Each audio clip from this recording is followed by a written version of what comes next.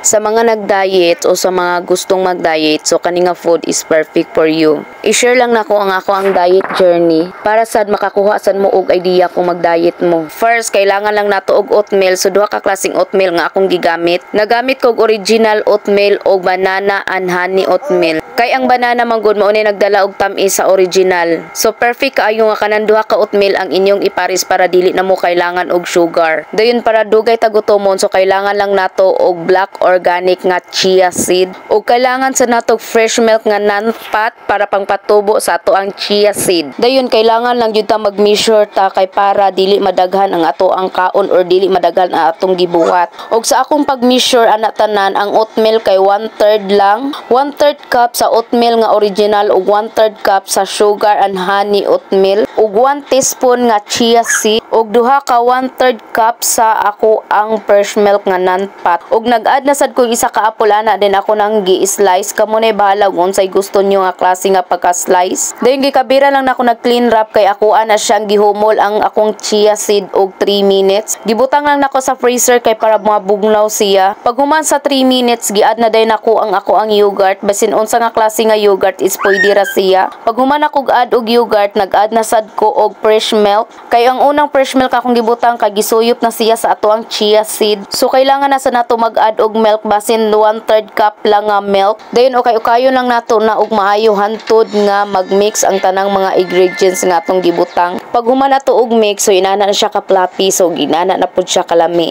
Og inana ra kadali mag-andam og mga low carbs og pang diet nga pagkaon. Og dili sad kaayo siya dako og gasto. Munang perfect kaayo ni nga akong gi-share sa inyo kung kailangan mong mag-diet. Sayon og dali ra sad kaayo siya buhaton. Og nag no rice diet ka, so perfect ni sa imo nga ris. Og maora sa day ni akong i-share sa inyo. Bye oy.